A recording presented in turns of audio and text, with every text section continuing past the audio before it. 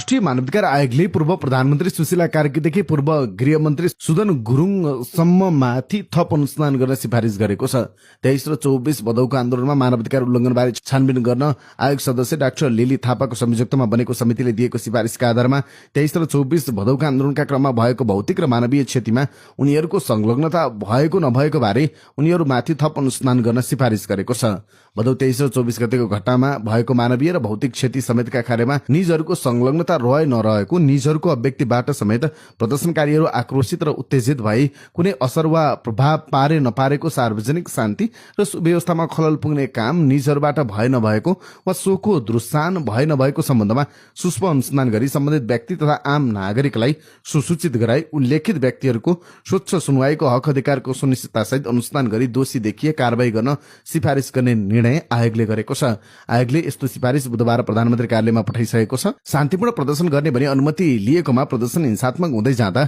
घुसपेट रोक्न तथा प्रदर्शनलाई हिंसात्मक हुन नदिन आवश्यक कार्य नगरेको भन्दै आयोगले आयोजकका रूपमा